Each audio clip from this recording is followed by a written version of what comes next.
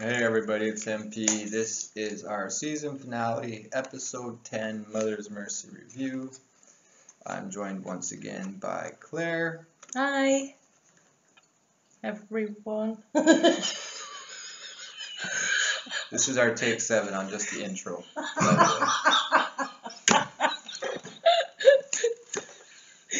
the way. Started off me screwing it up, and then it ended with her messing everything up for the last little bit. Anyways, take us away. Okay, right. Let's go with the links. How many links have you got for this one? 5. Right, okay, go on. Why? Why 5? Out of all this season, this was the payoff episode, far more so than episode 9, obviously. It is hard to determine whether or not this is my favorite episode of all time. I haven't done reviews before, and I think I gave like a few actual ratings during small council. But I don't know if this would be my favorite of all time, but I actually think that it might be. If I go back and watch like my select favorite episodes. Right now, I think my favorite of all time is probably Kissed by Fire. Wow. Which is not the general, but I think it might be. Okay. I thought that was a great episode. Which season was that? I think it was 3. Or no, maybe it was just 2. Might have been 2. Right. Was that John and Egret in the cave? John and Egret in the cave, the Hound, Jamie in the Kyburn boiling his arm. Hound was heavily involved, so lots of Kissed by Fire references, which I thought was cool. Awesome. I don't know what my favorite. It was actually the episode where I changed my tune about how to watch the TV show. Like, holy shit, they're giving us so much other stuff. That's good. It was Kissed by Fire. I would agree and say 5 as well. I think it's, well, certainly if you look across the rest of the season, I'd say that this is, along with Hard Home, is probably my equal joint favourite. But in terms of a season finale, which I usually find a bit of a letdown after the kind of epic season, episode 9, then I think this is probably my favourite finale. Yeah, it's absolutely. So I'd give it 5 for that reason. My I think favorite final episode for sure. The elements of it that are close to the book are pretty close to the book, or where it's been adapted to be kind of. I think the Walk of Shame is fairly close to the book in my mind. They did a good job with that. But I mean, even the bits where they've diverted completely away from the books, like with Stannis and where Stannis is and what. Literally and mentally where Stannis isn't the same in the books. So, but I still think I liked this episode, even though I was like, oh God, with everything that's been happening with Stannis, I did like this episode with, for that reason. Should we start with actually before we go there? Is there any? We were talking before about usually season openers and season finales. It's more. Just kind of making sure that you're either introduced to where everybody is or you're kind of wrapping things up. So the theme might not be as obvious in the episode 1 and episode 10. But we have had references to mercy all of the way through. In fact, I think every single episode this season has had some reference to mercy. That'd be a worthwhile thing to look for. I'm not. I think I've made a note of it when it's appeared, and it's been pretty much. I can remember it being in almost, I think, if not every episode. Yeah, if you're gonna look for a theme in this episode, and we didn't, except for the one time we did one of our false takes. We came across some. The whiskey reviews. No, this review. Oh. Sorry, I thought you meant the previous episodes. Why would we be talking about Mother's Mercy in the previous episodes? Sorry. Carry on. Anyway, so obviously Arya just mercy in general, perhaps at least with the kill. Mercy, death being given to Jon, perhaps Stannis. Ilaria giving Mother's Mercy to Marcella. What else? Oh, the mother, Selyse, killing herself. Mm-hmm. Her own mercy, possibly herself. Brienne with Stannis. I said Stannis already. Did you? Sorry. Yeah, I think similar thing. There's references to mercy throughout the season and throughout this episode particularly. So you have, as you said, Ilaria giving the gift of mercy to Marcella. Mm-hmm. So another golden shroud that kind of wraps up an element of Maggie the Frog's prophecy. So in our episode 7-8 review, it was a joint review, both episodes in one. It ran about 3 hours, and we do still have it. But Claire had posed a question of, because we were given the Maggie the Frog scene, the very first scene in this season. Must have been a reason. Yeah, there must have been a reason. So we talked about who would it be? Would it be Marcella or Tom? I don't know if we gave a definitive answer. No, but it was just kind of, one of them has to, otherwise, particularly for show watchers, what was the impact of that scene? Yeah, and I know we're going to get into it in a little bit. I just want to go on. So it's just Tom and Mel? Yeah, record and say, when I was talking to DJ the other night, he actually suggested that they're probably going to kill off Marcella, so nice one. Okay, let's get into it then. He doesn't want me to patronize him, but it was a nice one. Good job, DJ. Okay. He was supposed to perhaps be here today, so he would have been our other guest, but he's holding back for maybe a different project later on in the off season. Continue. Okay. Sorry to interrupt. That's quite okay. Let's go to the beginning of the episode. We've got the Mel in Stannis' camp. The ice is melting.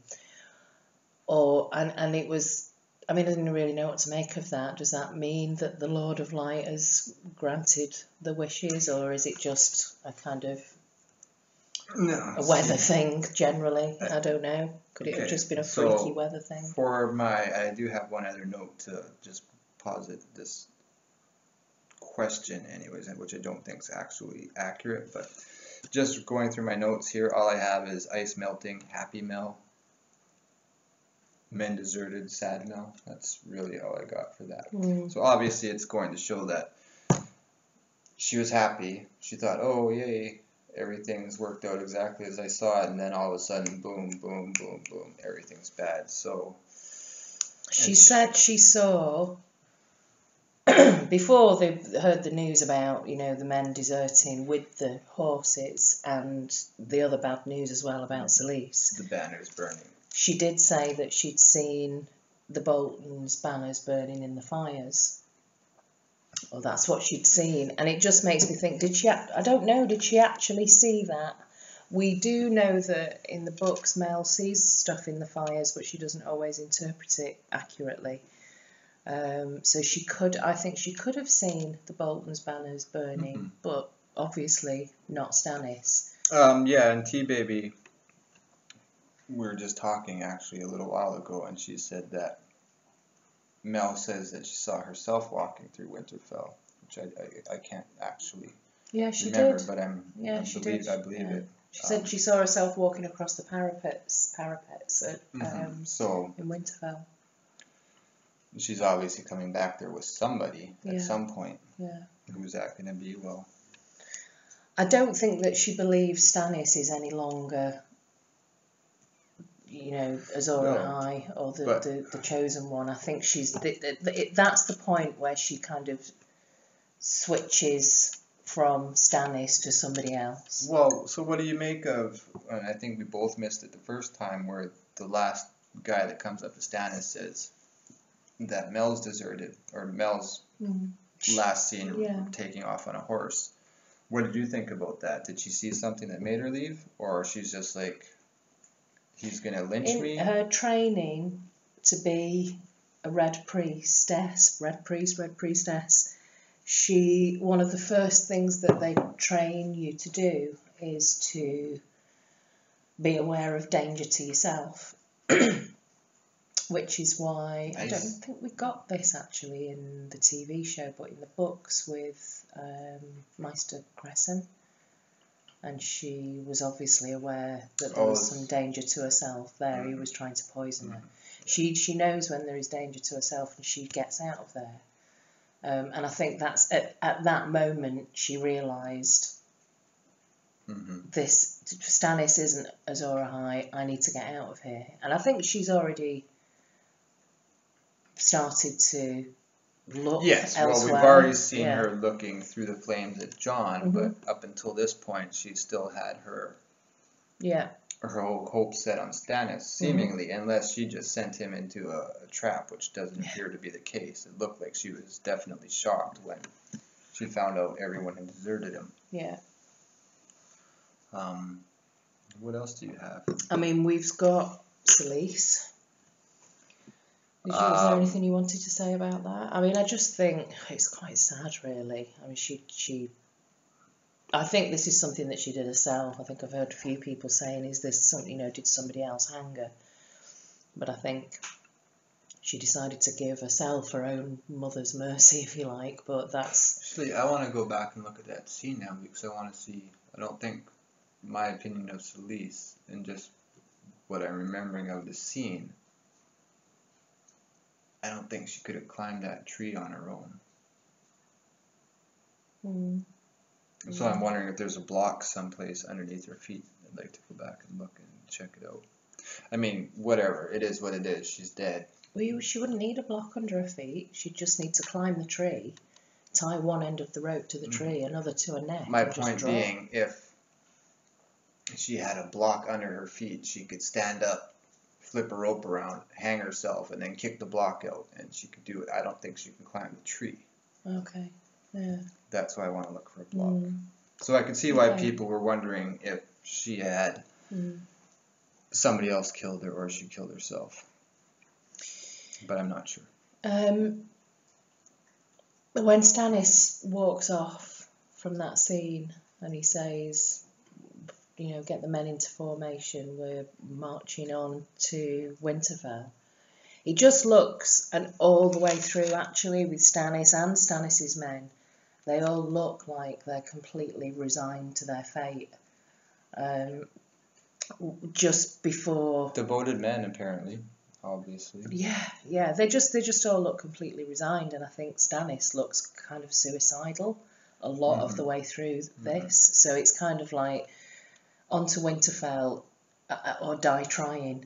And I think that's kind of where we've sort of left with that. In fact, if we cover all the scenes with Stannis, when we come back and they're told there's not going to be a siege, and they look out and they can see Bolton's men advancing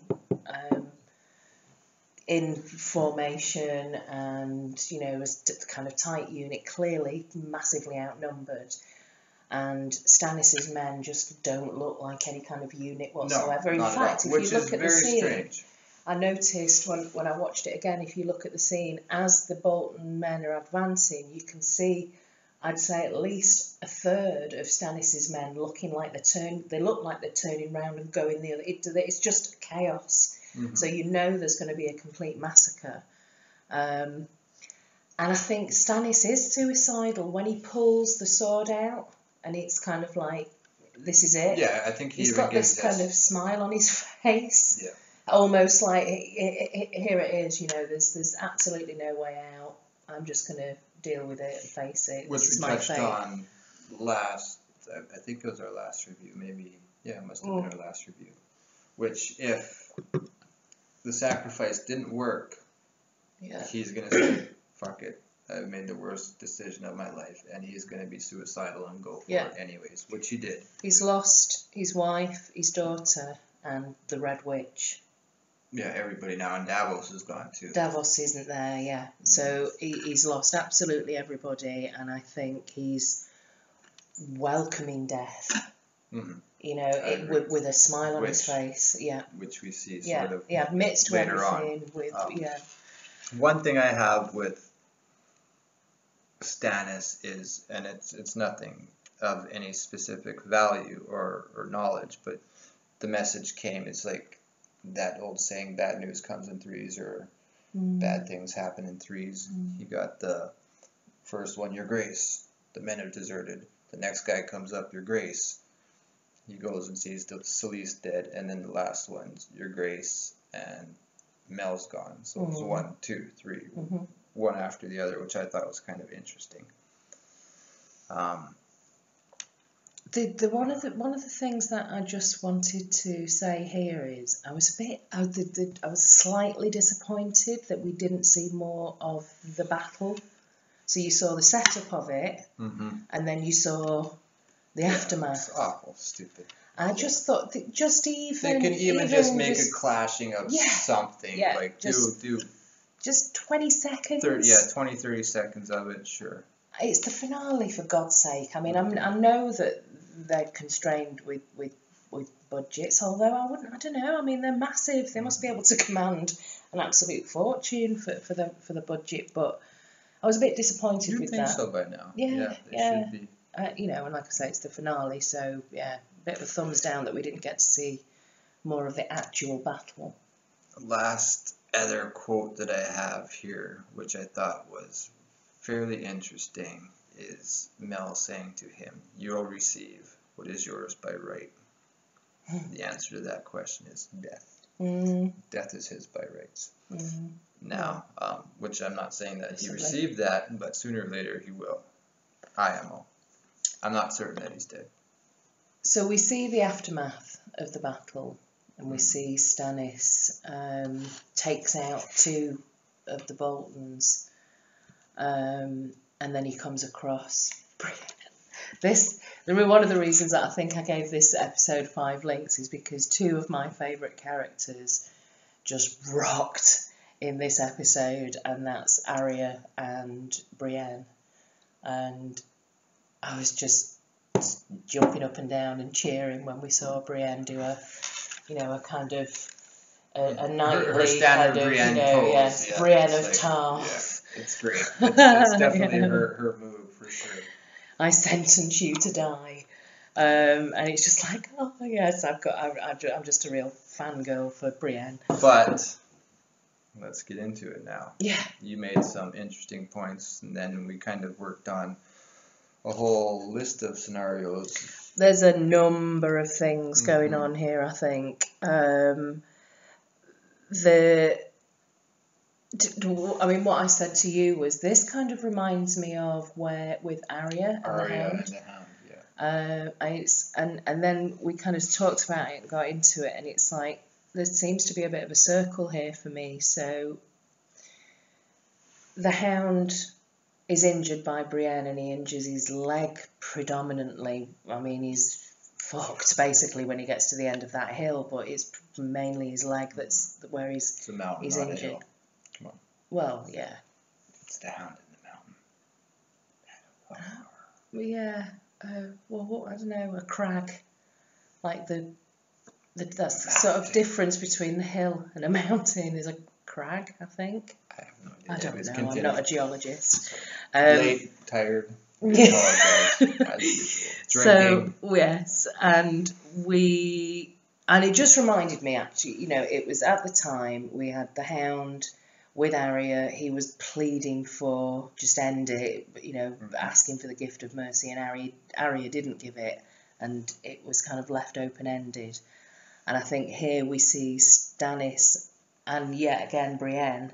So it's almost like it kind of comes full circle, particularly because Stannis' leg is injured as well. And it just all seems to sort of fit into this kind of like, I've sort of drawn this bit of a diagram here of like Brienne, Arya, the Hound and Stannis with like... you draw a diagram? I drew an STD diagram for Greyscale later on. Did you? Yeah. Really? Yeah. Well, as in like, what do you mean? It's sexually transmitted disease? Well, it's Greyscale. It's just a joke. But anyways... It was an STD diagram. Yeah. Anyways, we'll get to that one later. I just thought that was my first observation, that kind of looked and felt similar to the situation with the Hound, but you can kind of mirror that and sort of flip it. But also Brienne's involved in there. And then Stannis' question or statement to her, which poses the question of what is Brienne's now duty. You know what, I've just before we go into this next bit, I've just realised that we didn't say anything about spoilers, the usual spoiler thing at the beginning, so you'll have to put that in the you have to just say that in the description. I mean, I'm sure everyone realises now that we're spoiling the shit out of everything, but from a book reader's point of view... Well, at this point, what have we given? We've only talked about what's been in the episode, so we can just say it now. Yeah. Haven't we? Yeah. We haven't gotten into anything. Haven't got into anything. I mean, what can we spoil now? The whole damn show's over with. No, it's just comparisons to the book, which haven't been laid out specifically in the show, but I think there's some reference to. So, for example, in the books, things are really quite different at this point, and I'm sure most people will have heard of Lady Stoneheart if you are not a book reader and familiar with that. And there's a scene in the books where Brienne and Pod, and there's another character, Sir Hyle, and they're faced with they run into the Brotherhood without banners, and Lady Stoneheart's there, and that she's pissed off because she sees Brienne with Oathkeeper, which quite clearly was part of Ned's broadsword ice. And to me, in the books, what happens is we don't know whether or not Brienne has actually been sentenced to die by Lady Stoneheart, but then we discover later on that she appears quite randomly later on with Jaime. And it just reminded me of that. It kind of... But from a Brienne perspective, so in the TV show they've portrayed this as Brienne having the judgment, and then you kind of left at the end not knowing whether or not. In the book, she shouts the word sword, I believe. I see what you're saying. Yeah. She doesn't hang or she doesn't die, and she manages to get away, and it just makes me think. I wonder if this is a reference to. This doesn't happen with... She doesn't kill Stannis. That it's left kind of with a bit of a question mark there. There's also, again, the question of go on, do your duty. Yes. So who's Brienne's duty to now at this point? Is it to Catelyn or is it to Renly? Yeah. So the scenario would be that Brienne can somehow use Stannis to save Sansa, seemingly in her head, but now we know that Sansa's already freed, so how would that play out? And he also, he confessed. She laid out the charges. You killed Renly with blood magic, and he said, I did. Yeah. And she said, I sentenced you to die. And when he says... It's also good because she sentenced him and she swung the sword. Yes. Which is very Ned-like. Very Ned-like. When he says to her, do your duty, it's kind of like she winces a little bit, as if it hits home. And like you say, maybe she is thinking, actually, what is my duty? And there's just something... I think there seems to be, for me, like there are elements of Lady Stoneheart, both in Sansa this season in the TV show and in Brienne. I mean, that really spoke volumes to me when Brienne was in that little tavern and she said, a death won't release me from an oath. Okay, that's not the tavern you're talking about. I thought you were talking about the Inn of the Crossroads. One thing, you had mentioned Oathkeeper earlier, and to go with Sansa as a Lady Stoneheart character, her and Littlefinger see Brienne with Oathkeeper and comment on Oathkeeper at that point. So, if Brienne and Sansa do meet up, this same question scenario, depending on who Sansa has backing her, could arise. Why do you have this sword? And Sansa actually would even know the sword, right? Yeah, because she was there in sword. King's. Yeah. No, but in King's Landing, yeah. she would know the forged versions of it. Yeah. Do you think she killed Stannis? Do you think Stannis is dead? I honestly, I don't know. There's arguments for, there's arguments against. If I had to choose, because we didn't see it, I'd almost say that makes it that they did, but no, I'm gonna say no. I just can't see it. I don't think so. It's like you said that she was. I mean, I just thought it was the way she brought the sword down.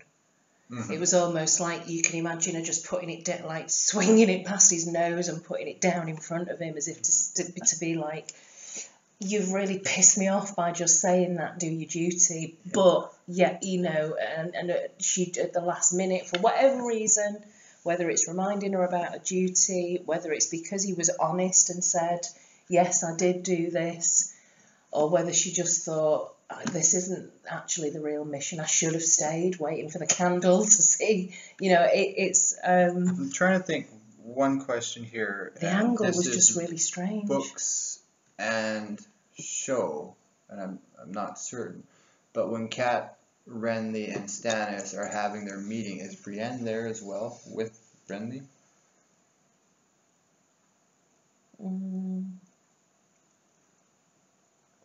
I'm not sure, I can't remember. I can't remember either. I have a funny feeling she was. Possibly, I mean, she was round Renly a lot. Mm-hmm. So, possibly. But, where do you think, where's Pod during all of this? Do you think she's left him, like, with it? Because you'd noticed up a tree somewhere. Pod picked up an axe. Oh, I had no mention of it. I was wondering why they showed it, but we don't get any resolution of it. Just the fact that it's Tyrion's axe still. Right. Yeah. I just thought it was that was one of my favourite bits actually, when Brienne turned up and was all kind of like, I was like, yes, Brienne. Great. I'm sure a lot of people were. Definitely contributed to the 5 links for me. And again, it's really that just things have been up and down, topsy-turvy with Stannis this season. We've had a real kind of like, his affinity with his daughter, and where everyone's kind of softened to, is this amusing kind of like grammar Nazi, and it's like, oh, actually, a lot of people, I think, decided to start rooting for Stannis mid-season. And then you get this real kind of like, whoa. Well, in general, I mean, there's been a Stannis army for quite a while. Yeah, but I'm talking about show watchers. I don't think show watchers were particularly that bothered, but it felt like they were really pushing it home. When Stannis sort of saves the wall, I think you get this sense of, okay, this is our man. But then, all through this season, I think that you back off almost instantly. Like, everything he's done this season has been pretty shitty. Burning mats, I don't think he's had he's had cool moments. Like, the moment with Shireen when he told her why she's still with him and that he's never going to, that was beautiful. But, of course, it's a setup to say, except I want this more, whatever this is. I think, wasn't it the end of the last season or this first episode in this season? I honestly can't remember, where he turns up like north of the wall to where Jon goes out. Yeah, last season. Was it? Yeah. I think maybe that's when a lot of shit. It's because that's, for me in the books, was like, actually, I can kind of get behind the Stan. I was really sort of like, yes, Stannis. Didn't you see that coming in the books though? Oh yeah, I saw it. But I wasn't entirely sure when. Or yeah, you're right. Whether or not, I mean, it was just epic the way he turned up in the books. It was it was brilliant. But yeah, anyway. Is there anything else that we want to say? I think that if he is alive, what's going to happen?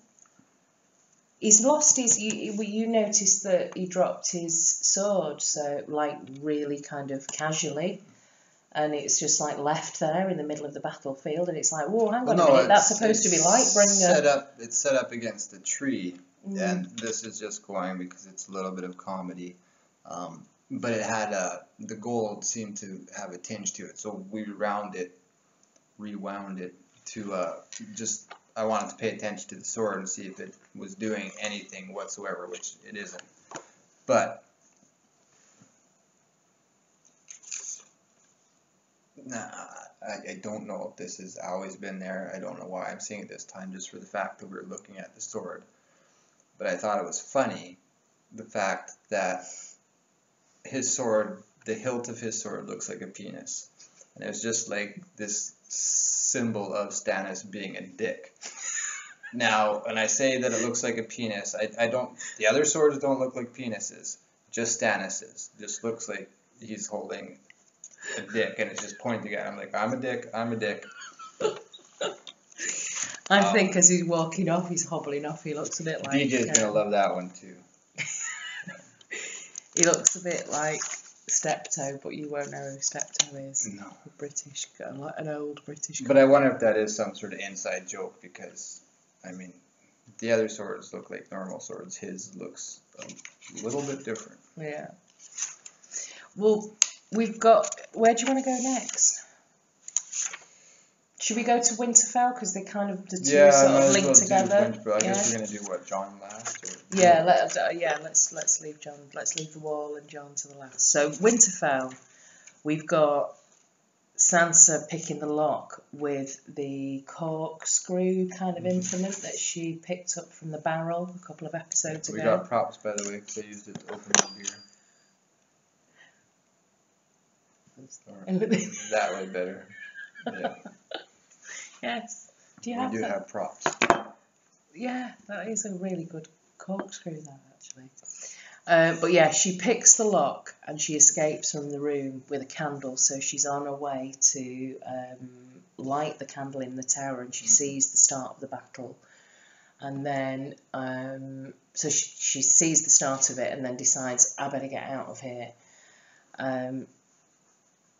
And she runs into Miranda and Theon. It's a weird scene just in general, especially hearing you just explain it.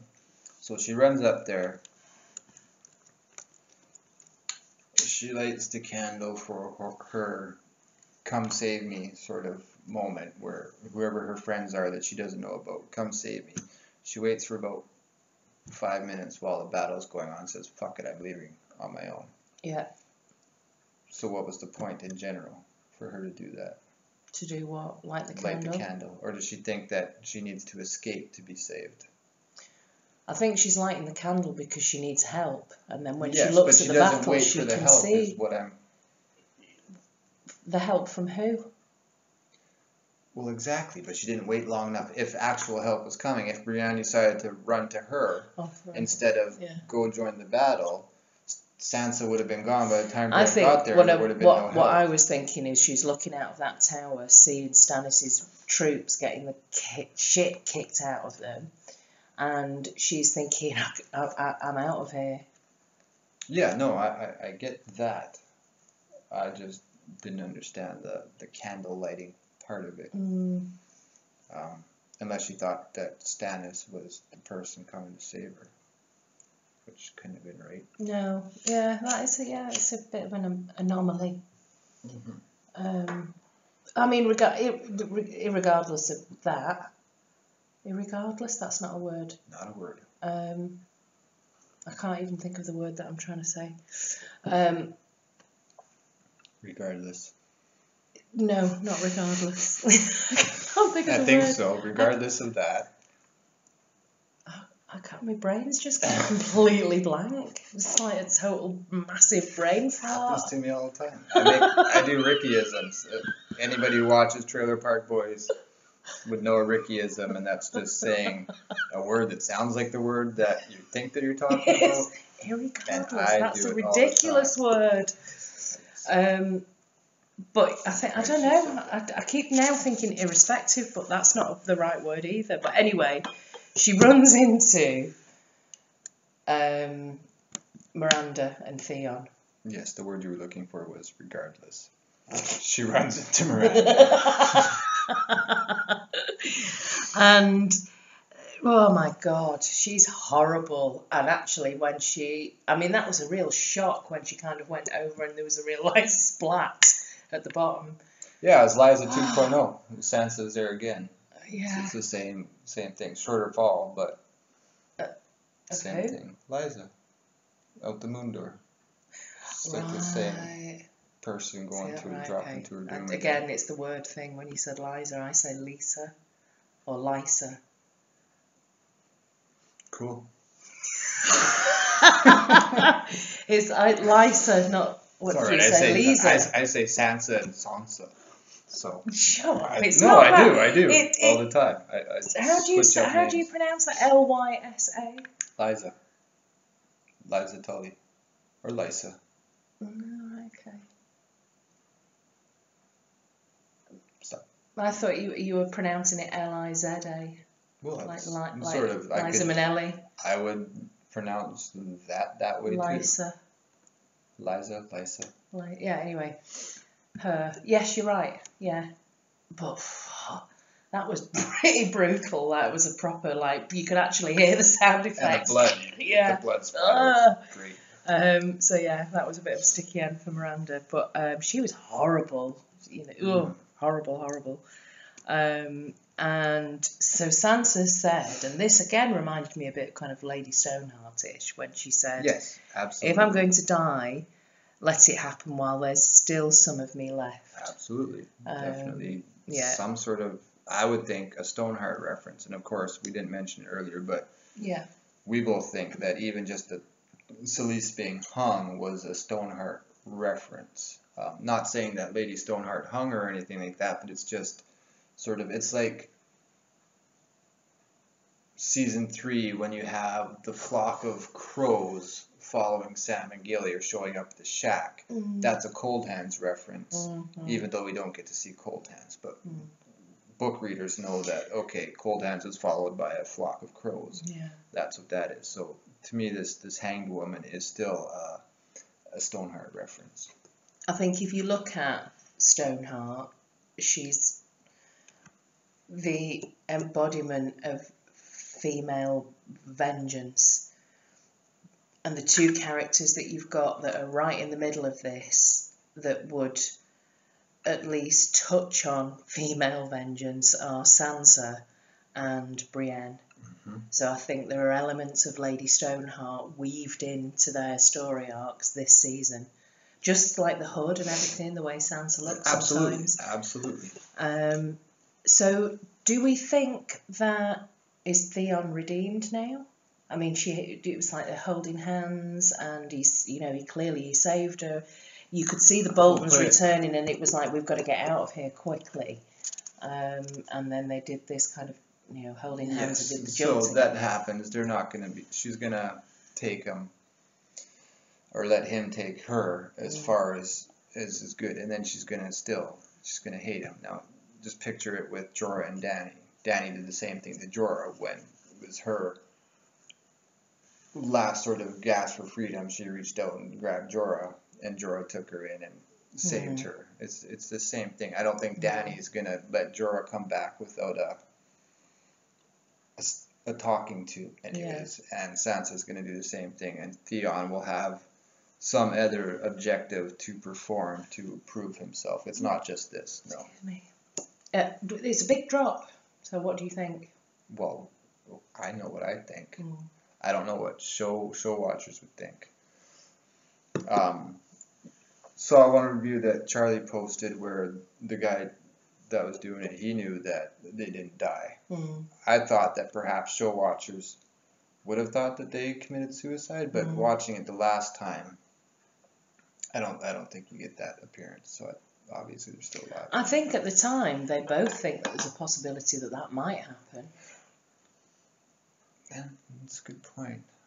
You don't get the talking about the snow on the jump off. No, So, we're going to spoil this now, but in the books, Theon helps somebody else escape Winterfell exactly by the same route. They jump off the parapets, and because the snow has been so just relentless, and there's a beautiful chapter in the books, which is probably one of my favourite chapters in the entire series, which is The Ghost in Winterfell. And just the whole setting, really, and everything, just the description of it and the weather and the snow. There are drifts feet high. You're going to have to do a video on The Ghost of Winterfell, because you've got lots of interesting ideas on that one. Yeah, maybe we can do something about that.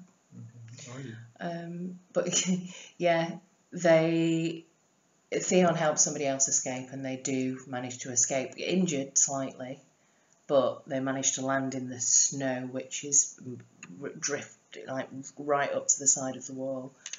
So they managed to make it. So that's. But I mean, what? Just thinking about where this might go from here. This isn't any real kind of prediction for the books, because it's so different from what's happening in the books. In the books, Theon's in Stannis' camp. In the spoiler chapter for Winds of Winter, we can see that he's been captured, or he's giving himself up or whatever to Stannis' camp, but he's being held by Stannis. I'm not even entirely sure I read Theon's Winds of Winter chapter. Yeah, there's a possibility that it might be this kind of, I don't know, it might be sacrifice, which is why I thought this is very different with the whole Shireen thing. I think I might have. There's like a weirwood tree, and the ravens are shouting Theon, Theon. I mean, both of those two chapters together actually are great, but one of my favourites is The Ghost in Winterfell. But what do you think is going to happen in the show then for next season? I mean, who's Sansa got now? The fact that, Jon's already dead. Who is in the north to help showing him? Up at the wall. I wonder... Where are they going to go? She wouldn't run into Sam and Gilly, would she? That's a point. On their way south, no. But it's not like they're going to take Sansa to Old Town, so... Unless Sam's just running into every member of Jon's family. I was just thinking that, yeah. I mean... Yeah. I think it was in our episode 7-8 review also where you pointed out that, and took me by surprise and off guard, but in the show, Sam actually tells Jon that he saw Bran and Rickon. Yeah. Which I was like, what? Yeah. How does that work? Yeah. And in the books, Sam sees Arya in Bravos. Mm-hmm. So maybe he does run into Sansa in the show. Who knows? I think we both think that Sam's going to see Arya in Old Town. Correct. Yeah. But I just think, what's going to happen to those two now? So Sansa and Theon, that's a kind of odd couple to be roaming around the north. We know Greyjoys are going to be in it next year, so maybe Theon takes her to Asha. The only thing I can think of is Brienne. But he's not going to take her to it. They'd have to run into her somehow. Which is possible. But maybe Brienne realizes, this is my duty, I have to run back. Sansa does know that Bran and Rickon are still alive, so she can send Brienne off to look for them. Or she can still go to the wall, and Davos can do his job that way, because what's Davos going to do That's exactly what I was thinking. What is Davos going to do? He knows that... I mean, we're going to... let's just get to it now. But if Sansa goes to the wall, like, what the fuck's going to happen to her at the wall now? I don't think Sansa's going to go to the wall. I think she's going to... I genuinely don't know what she's going to do. Maybe head towards the Riverlands. Maybe run into the Brotherhood without banners. Maybe run into Brienne, and Brienne decides to protect her. Because that makes sense. Heading towards Tullytown. What's the castle called? River Run.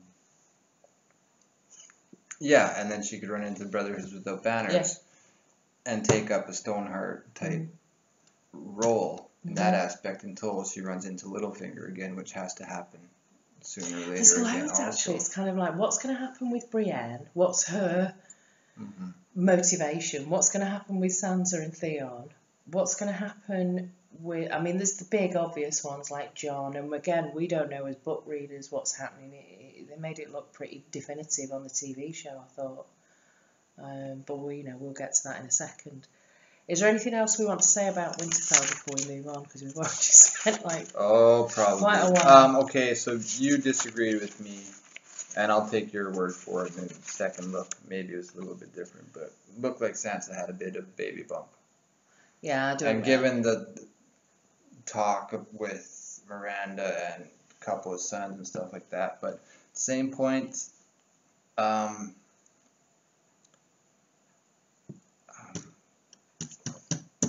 I think it's just the way her dress is falling. Yeah, no, I understand that. The dialogue between Sansa, Miranda, and Theon, it's always weird. Every time Sansa and Theon are talking, there's still something there that bothers me. And I'm just going to leave it at that. Okay. And it goes to what you had said earlier in regards to Sansa.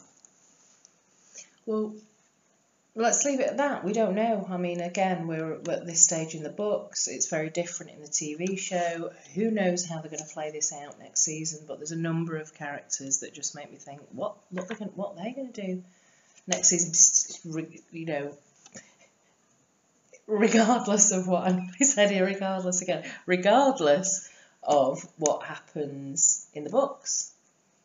Mm-hmm. But yeah. Anyway, should we move on to Arya?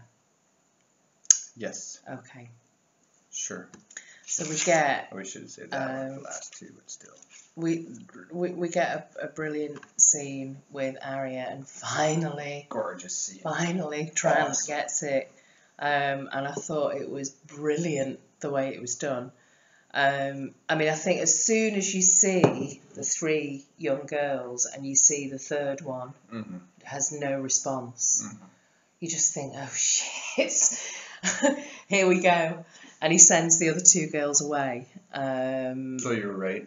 She did steal the face. She did steal the face, yeah. I was kind of right too. She did take it off because she had to make herself known to him. Yes. So that's cool. But I didn't add the stealing the face thing, so...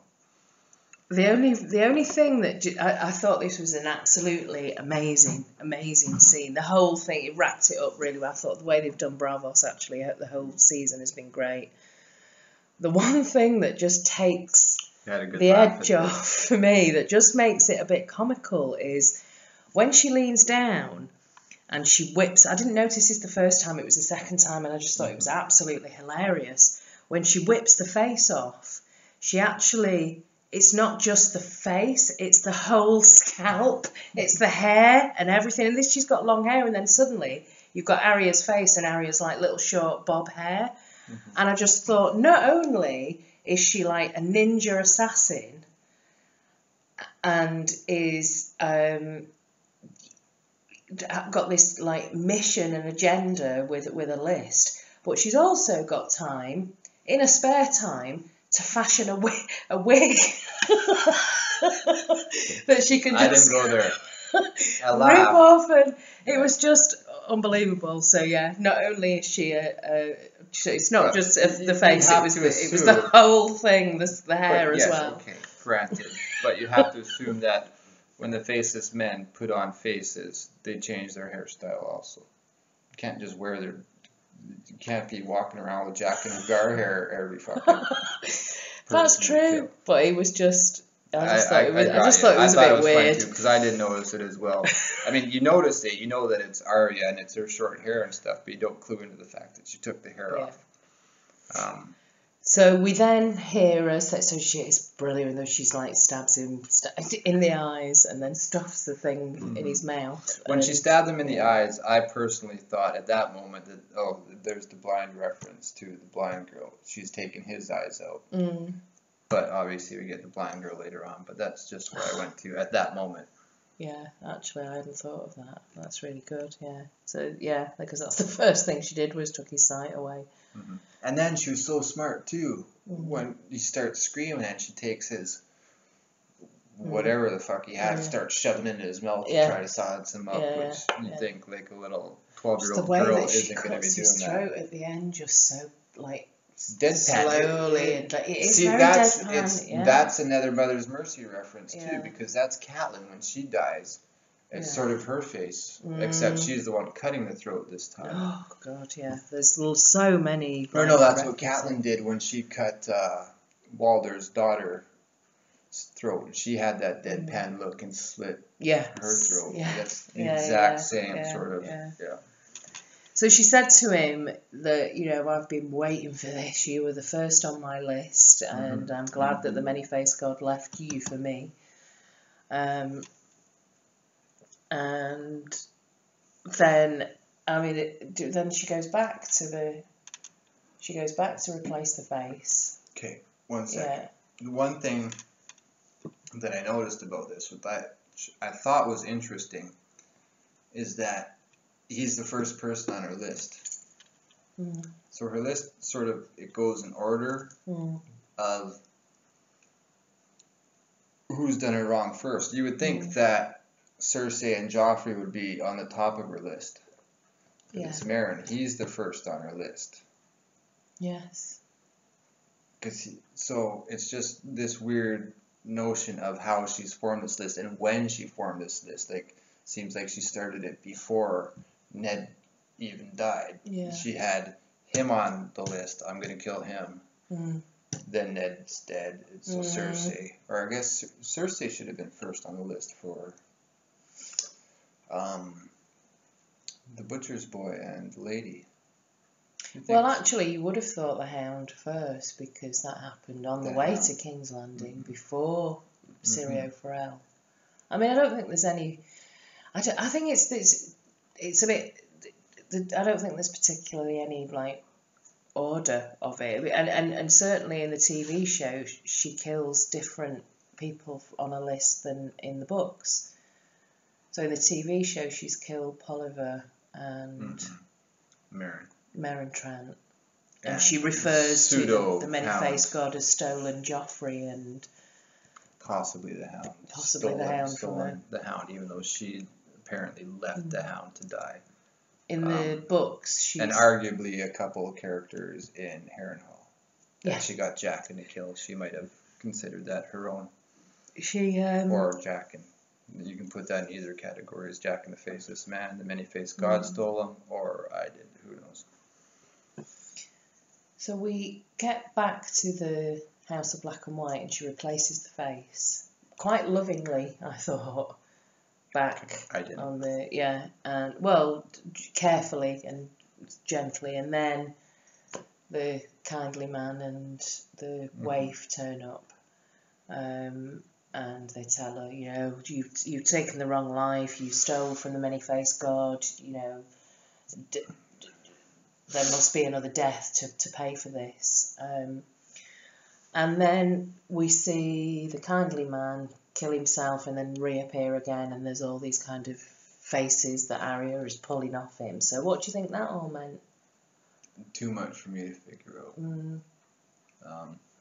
My question goes to who, so at what point, because Jaqen first says, you've stolen from the many-faced God with Arya when he first meets her with the three, him, Biter, and Rorge. Yeah. So at that point, she's not in his service. So everybody else that's killing people are arguably stealing from the many-faced God. So how come nobody's telling them to pay back lives or pseudo-killing themselves to make them pay back? So at what point is she technically, did she start stealing? Why is she stealing from him and nobody else is? Confuses me. I don't understand the Faceless Men. No, I don't know. It's really confusing. I mean, we did have a discussion about... And why is her face in the face that's there when she appears to still be alive? I think, obviously, what they're trying to do is indicate that the Faceless Men are no one, and they take on so many different identities, and this is somebody who's probably just gone through lots and lots of different identities, used lots of different faces, and no one can be anybody, including you. I think the Faceless Men want her to be a faceless man, but I don't think Arya ever will be. I think she'll take advantage of the skills and the training and the circumstances, but she will use that to her advantage when she can, to take somebody off a list, and she's constantly being reinforced about who she is and who her identity is. She said it again, do you know who I am? Mm-hmm. Oh yeah, she knows who she is. Right there, Arya Stark, still Arya. Yeah. Right there in my notes. But we did have a conversation about who the faces might represent that she was kind of pulling off the... Yeah, so we went through just this obscure version of, is this the deaths that have happened in this season so far? Because one of them, arguably, like, just odd-looking versions of, like, Barristan, Maester Aemon, but we got stuck on a few, so if there's Hisdar, if there's stuff there, I mean, I don't know. We tried. We failed. And then she becomes blind, which I think a few people had predicted. I know that CharlieinWesteros had said absolutely, the punishment would be something like that. She loses her sight, so I thought that was really good. And then again, another good job. Excellent predictions. Yeah. I just thought that was probably one of my... There were so many great scenes in this episode, particularly in the first 15 minutes. It was just like just complete, just the start of this really episode was exciting. I thought it was great. The whole thing with Miranda and then Stannis and Brienne and then Arya, and it was like, oh my god, you're like edge of the seat, and pretty much every scene. Yeah, this is why it's a 5. Yeah. It started and it didn't really let up. I mean, maybe at points. Should we move on to Dawn? Let's go Arya here.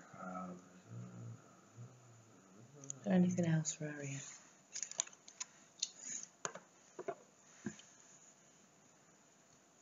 Oh, I did like the point where she says to Jaqen, "No, you don't die. How's it go? No, you don't die. Yeah, you don't die." It's almost like it was his question, and then she goes on to that, and then you said something great about that afterwards. But no, I just think it was a case of it's not your fault. You shouldn't be the one to die. You shouldn't die. You don't die. Yes, like he's her friend now, and she doesn't want to lose anybody else. Yeah. So she's like, no, you don't die. Yeah. Whereas I was looking at it as a sort of, you don't die in the books. Well, sort of aspect. Again, with timelines, we're in a slightly different place with Arya. A lot of characters were bang up to date. So with Jon, we're up to date. With Cersei and what's happening in King's Landing, we're pretty much kind of like around that area in the books. But with Arya, there's quite a lot that's been condensed and skipped, and we're in a different place actually with Arya, particularly because we've had a spoiler chapter as well from Winds of Winter. So from a book perspective, we're not entirely sure whether or not she's going to stay in Braavos or whether she's going to move on somewhere else. From the TV show, it looks as though she's still in for quite a bit more training and a few more kind of Faceless Men adventures before anything else happens. So I think that's going to go on into Arya in Braavos, and in the House of Black and White is going to go on into the next season. And I think they're going to send her to Old Town. She's going to do the tape. They give her an assignment, do you think? Yeah. So let's move on to Dawn then.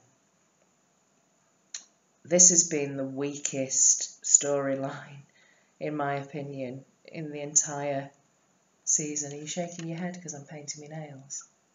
No, I didn't realize it was you saying Dawn again. Just painting my nails. Dorn. She's saying Dawn. I did say Dawn.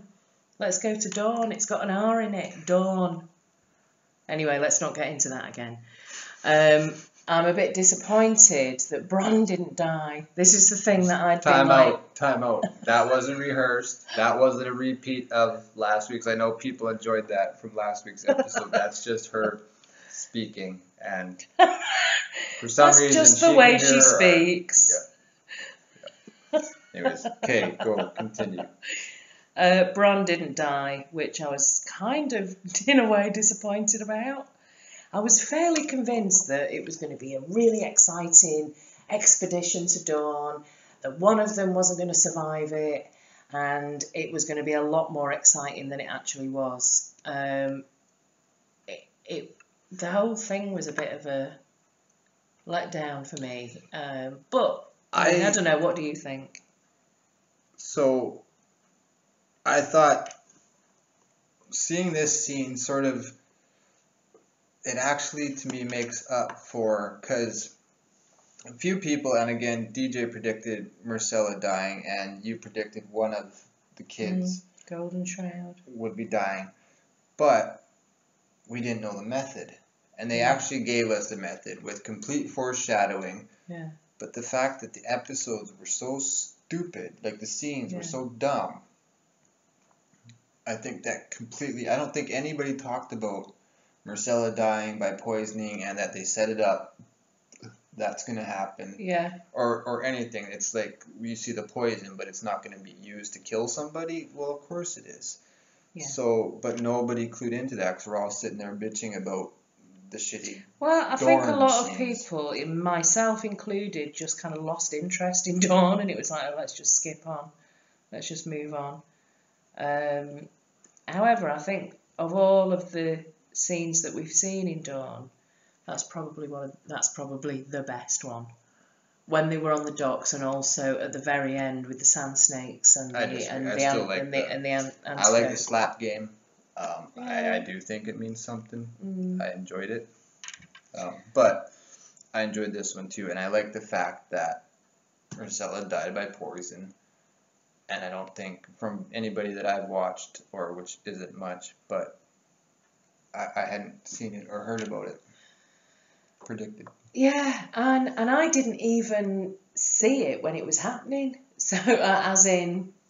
You didn't suspect it with the long kiss. Thought, that's even weird. The long kiss, you're there's Ilaria kissing a girl. Interesting, sexy. They're a bit frisky in Dawn, you know. So you're thinking all that kind of... But I did think it was weird, but I didn't necessarily think that it was going to be anything to do with poison. Yeah. And although I thought, she was, oh my God, when her nose started bleeding, it wasn't, to be honest with you, really until we got to Ilaria on the, like, you know, on the docks.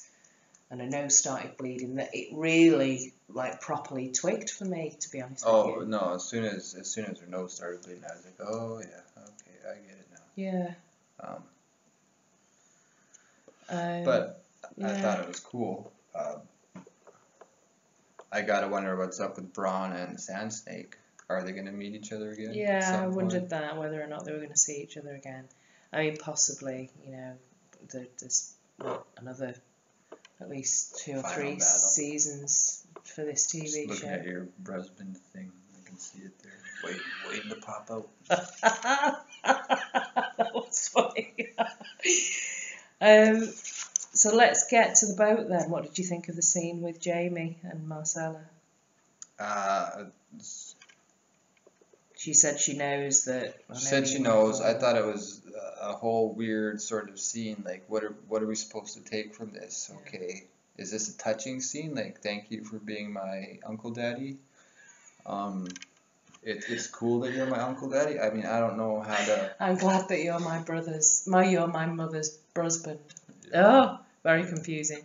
But yeah, she said that she was glad. And the thing that made me think.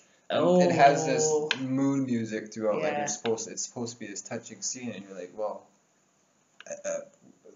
what? He gives her the necklace back and says, you know, make sure you don't lose it this time. And she says, I'll never take it off again. And I thought, nope, Yep, absolutely you won't. So yeah, that's the golden This thread. obviously, in my opinion, Jaime's done with Cersei. She's gonna kick him out. It's not her asking for him, like in the books, to come back and him refusing. He's gonna go back and she's gonna say, get the fuck out of here, and really send him off on his whatever adventure he's gonna go for now. Yeah, yeah. Instead of the vice versa. I mean, I was saying to you that a couple of days ago, I think, or yesterday maybe. Or maybe he just doesn't go back at all now, and he's like, well, I can't go back there. Sorry, continue. That who I thought was probably one of the most vulnerable people in this episode is Tristan, and it's no. Why would Ilaria do that, knowing that Tristan's on the ship, and if they figure out, which isn't going to take a great deal of... And again, I'm not 100% certain that this still isn't part of their plan. Maybe Jaime's smart enough to not do anything. I can't see them killing Tristan off, because you need him to further along at least some part of any sort of Dornish plot. In whatever regard. So I don't... You think he's going to die fairly soon. But I just think the whole thing is like, wow, that leaves Tristan in a really vulnerable situation. It does, but Did Doran know anything about that? Do you think? I don't think he did at all. I mean, there's a look that he gives her on the dock, just as if to say, yes, give her a kiss. This is another one that was mentioned to us by T-Baby, but I'm not certain that that's a look of, do it. Time for you to poison her. Now you say you make your niceties because you're supposed to follow along. Step up and be, courteous and stop being an idiot. Because she's knelt before him and said that she's following his plan. Yeah. So I very much doubt that Doran would have condoned Marcella being poisoned if Tristan is in the vicinity on a bloody boat in the middle of, it's just an extremely vulnerable situation to be in. At the same point, you have that whole scene, which is the White Harbor scene, which the scenario's played out where he uses her anger to force his position and say, we don't like you, but we're trusting you. So Jaime's going to know, with everything that's been said to him by Ilaria, that it was Ilaria that did it. He's probably going to put two and two together. But he can't come back. He can't start the war. Yeah. I think, I don't know. I think it might be part of Doran's plan. See, I do, in the books, God, I need that on like a t-shirt or something as a slogan. In the books. But in the books... By the way, House of George built, that should have been our name. In the books. In the books. We get, I don't know where I'm up to, I've lost my train of thought completely. Yes. That was an inside comment, by the way. One of the Sand Snakes goes to King's Landing to replace Oberyn to be on the Small Council, and that's Doran's way of kind of keeping an eye on things in the capital. And you saw, I think, in a couple of episodes ago when when Bronn gets released from the cells, and Doran says, "I'm trying to," he's trying to teach his son to have responsibility and all of those things. And it just, I don't know. I think a Sand Snake's still possibly going to end up being in King's Landing on the Small Council. And Doran and Tristan probably won't last very long. It really wouldn't surprise me if he didn't get off the boat on the other end because of what's happened to Marcella, and clearly it was the Dornish that are responsible for that. And you've got a Dornish heir on your boat. What are you going to do about that? But they can't afford the war. They can't afford to make the new enemy, so their hands are tied. So he can't retaliate, which is at least Ilaria's sort of plan, if not Doran's himself. I know. I think Tristan's got some sort of play left in him throughout the series so far. I don't think it's just going to be done right away. I know that Cersei's like a shadow of herself at the moment, and she's been kind of crushed by the Faith Militant and the High Sparrow and all her experiences that have been going on there. But think of the prophecy. If she finds out that quite clearly the Dornish are responsible for killing her daughter, there is no diplomatic solution to that. She is going to want to, as she's already previously said, burn their cities to the ground. Mm-hmm. So I still think Tristane's in a vulnerable situation. And I'm not sure what's going to happen to him next season, if he makes it at all, off the boat. I disagree. No. We've got a whole year to wait to see what happens with that. But it'd be interesting. Well, I think we're going to get a book. I'm hoping. Fingers crossed. Bloody hell, I hope so. Okay. God, that'd be a happy day. Yeah. Internet will go quiet. Yeah. Week. Okay. We're going on, and I've got to go to London tomorrow, and I've got to get a train early. So let's motor through. So we've got Marine. Yes. And I noticed there was a bit actually where I paused the TV while I went to get a drink or nip to the loo or something, and you could just see the empty chair. Oh, it's not a throne as such, but it's like it's like an anvil. It's like a bench, a chair that it looks like an anvil. Yeah, Daenerys usually sits on, and it's empty, obviously, and you've got Tyrion up top. Yeah.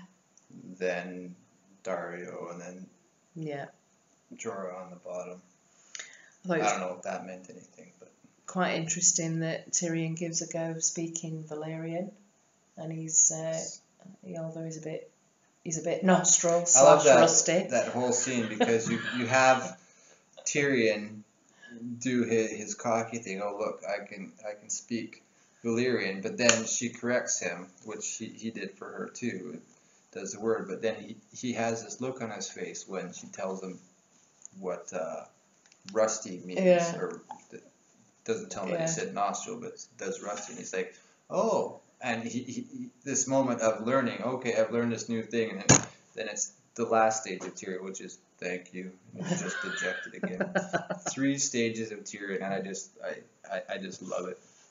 Cocky, curious, and then just dejected. All bing bang boom. It's perfect. So Tyrion noticed that Drogon was heading north, and they decide between them what's going to happen next. So actually Dario's quite commanding. He kind of takes charge, and he's like, okay, you're going to the dwarf and Grey Worm and Missandei are going to be left behind to rule. Good luck with it. Don't mess it up. Mm-hmm. And me and you, Jorah the Andal, are off. I thought, well, this is going to be a bit of an awkward road trip for those two next season, because they're both in love with Daenerys, or at least we know Jorah is. We don't really know what Dario's motivations are. But I thought that was going to be quite an interesting and possibly difficult road trip for the both of them next season. See, there's my STD map. It even says so. STD map. Jorah, Dario, Dany. And then the last one, I'll keep that one a secret for the time being. That's the theory, is it? Alright, okay. Yeah, that's a good one. It's not. It is actually, especially if you think of the Greyscale as well. That's the only thing I'm thinking of. Yeah, but that definitely links. Yeah, just keep that on hold. That's interesting. It is actually. Oh, look at your notes. Haha. Yeah. Okay, and then Varys turns up. Mm-hmm. What the fuck? Firstly, I'm not certain that Dario isn't planning separating these people intentionally, and I don't think we mentioned it in our last video, but when or I can't even remember, I guess it was 7-8 review, but I don't think we mentioned there either. When, just before Hizdar dies, last scene, Dario and Hizdar have this moment where Hizdar starts moving and Dario's like watching him and about to go for him, and then sees him die, and then backs off and goes to help. So there's this weird stuff happening around Dario that I've never trusted him in the books or anything, and the show's giving me cause not to again also. Even though he seemed perfect in this, except for that he separated everybody, and you have that look from Jorah like, But is it Jorah gonna take some sort of vengeance and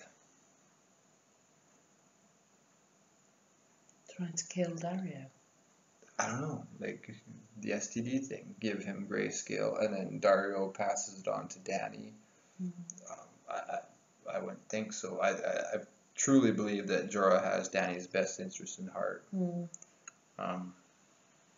But at the same point, you'd think that it's going to have to transfer at some point, somehow. Yeah. So what did you think of Varys just randomly turning up?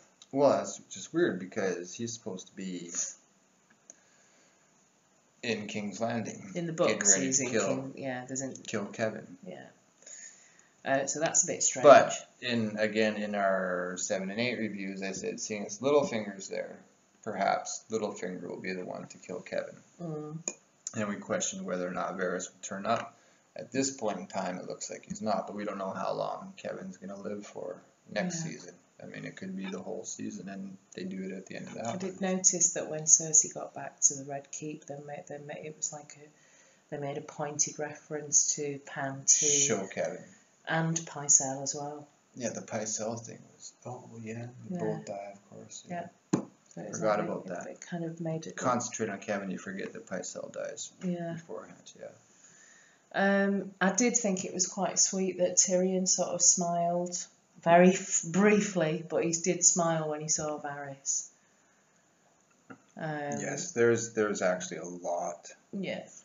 What did you think? You said so you had quite a bit of their dialogue. So Tyrion and Varys' conversation about experience of managing. Well, obviously there's a dragon reference there. This massive, ungangly? Yeah. What's he say? He says about experience of managing a massive, ungainly beast. Ungainly, that's it. The one word I didn't say, which probably makes the first two words I said not words.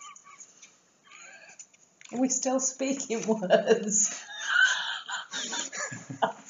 It's one of my jokes constantly when I don't know what to say. I just go, words. Or spaghetti. Or tacos. Tacos. Sometimes I just throw out random words. How you doing? I want some tacos. Kind of makes sense. So, yes, he definitely, there's a dragon reference there. Again, I still think Tyrion's going to go see those dragons. To Adrian, no, I don't think he's taking over Quentin's spot. He's just going to go see them. He's going to build a fucking dragon saddle, for fuck's sake. He's going to have a relationship with the dragons, you think? The remaining dragons? There's 2 of them. He's going to figure out how to treat them with respect and say, okay, I know that you're shitty, but like keep feeding them or something like that and get acquainted with them. I don't fucking know. Yeah. He's going to figure something out, whether he lets them out into the Coliseum and the pit there, and I don't know. But somehow he's going to fuck around with the dragons. What did you think of how they did the Dany scene? It was quick. Didn't expect it. There was the ring, so I'm assuming she's married to Hizdar. We just didn't see it. Yeah, I didn't really realise what that was when I saw it at first, but when I watched it with you, you were saying, oh, does that mean that she did marry Hizdar? I was thinking, oh, Jesus, if the Dothraki turn up, the first thing you want to do if you're going to be like, look, actually, you know, I am a Khaleesi, that you'd want to ditch that ring that indicated that you'd married somebody else after the Carl had died. Was my point. Yeah.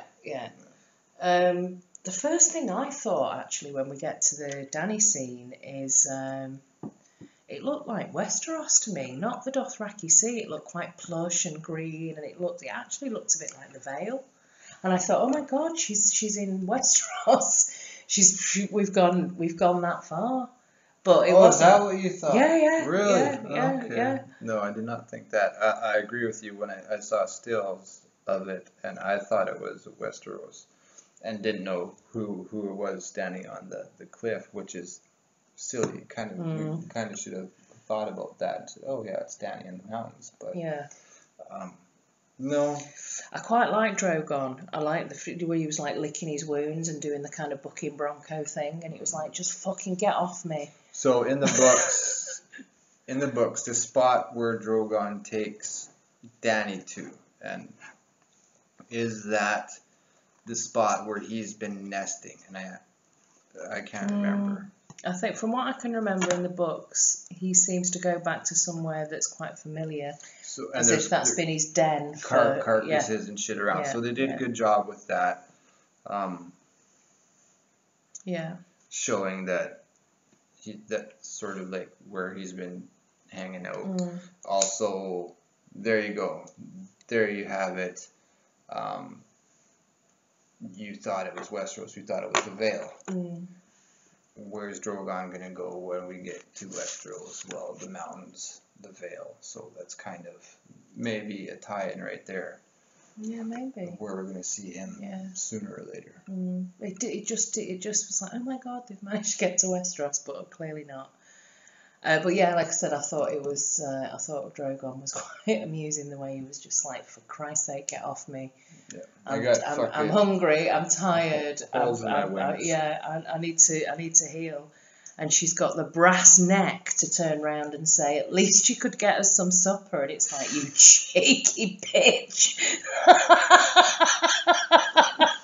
I've just dragged you out of... I've just saved your fucking life. And you're moaning because you want some chips.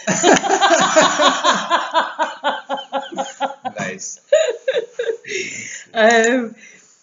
Do you think one of the things that I noticed that I mentioned to you with when the Dothraki turned up was they kind of circling it, and it's this. You did say that. This image of this circle that we've seen, and this it was just break the wheel. Yeah. So there's the wheel. And what's going to happen? Do you think? We're very much at exactly the same place in fact, in the books. This chapter was the very last chapter before we get to the epilogue at the end of Dance with Dragons. So we are completely up to date in the books with where we're at. The questions I had at this moment, which I think probably differ from questions I would have asked reading the books, but were the Dothraki, was the Horde sort of looking at that fucking dragon up in those mountains beforehand? And sort of studying it. No. Well, I don't know. I mean, why were they in this? As soon as she walks down, they sort of circle her and stuff. Like, okay, maybe now's their chance. It can go one of either two ways. Either they capture Dany, and at some point Drogon comes in and say, "Well, I don't know. I guess Jorah and Dario are looking for her too." In the book, it's Carl Pono who turns up at the end. And actually, Carl Pono, and I went right back, because I remember when he turned up in the books thinking, who is that? I remember this name. And it's actually right back at the very beginning, I think either the first or the second book, where the Dothraki they're kind of raiding one of the nearby villages. I think they call the Landmen. There's Landmen. With Mirri Mazda. And they're raping everyone left, right, including Mirri Mazda, and there's a young girl that gets raped and murdered.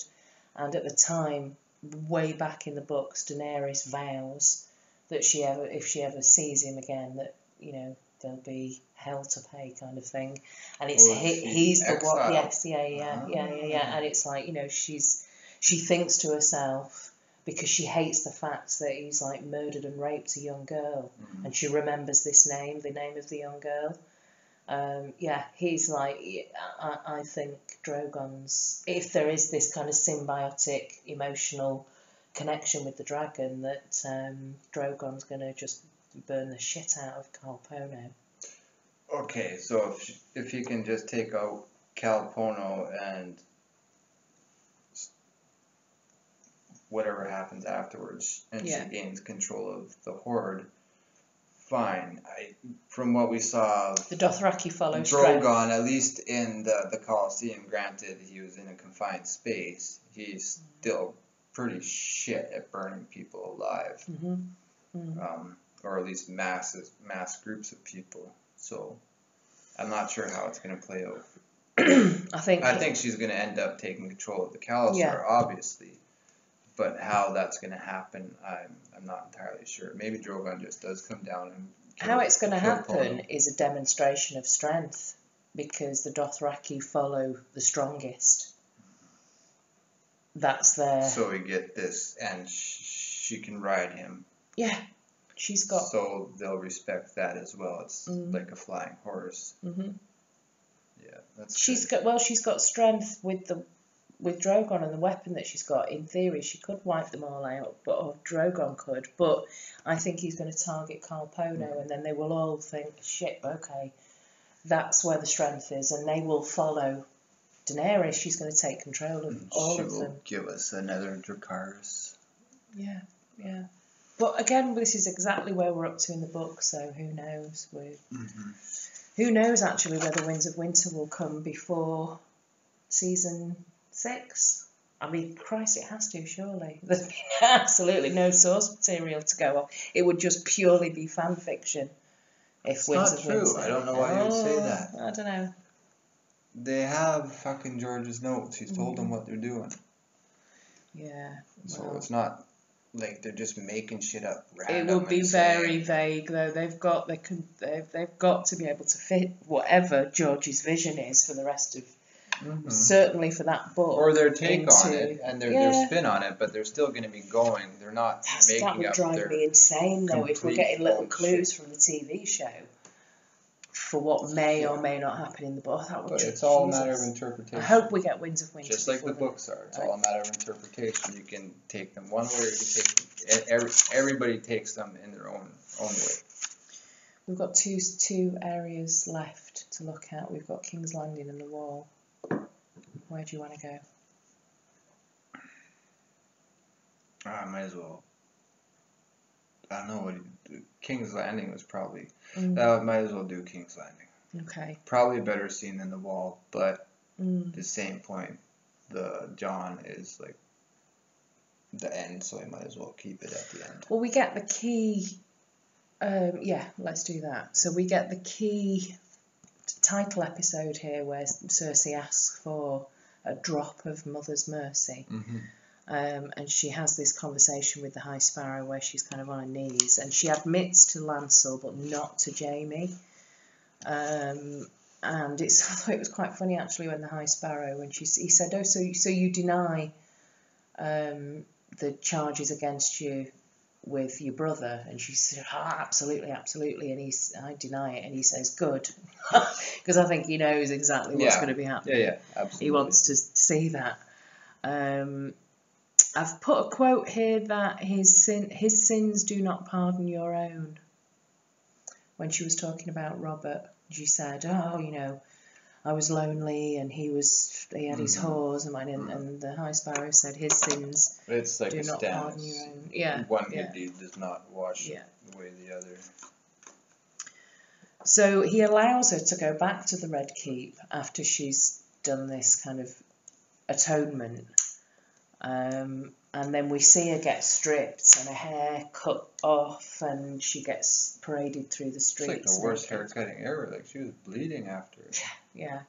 I did think, again, as well, and this is from the books, although I think in the books they shave her bald completely, but it's, as this is happening, the process of her losing her hair, it's kind of, she's losing her lion's mane, so she's losing her pride. It's a kind of physical I like that representation That's of cool. that. Yeah, well, it's Although kind of, it's described in the book. Female lions don't really have the mane though. Yeah, but it is. But she's that's the thing about she male. wants. Yeah. She's that's what she's kind of jealous almost I like of it. Jamie. No, I really do. I like that.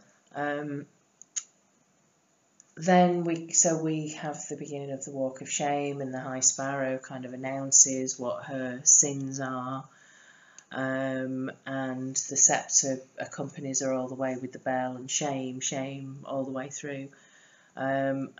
We get her, and again, I think this is quite similar to the books. In the books, it's very descriptive around, you know, she's not got the perfect figure anymore because she's had 3 children, her boobs are a bit saggy, she's got stretch marks, and she doesn't want anybody to see what she really looks like, because she is the beautiful golden queen.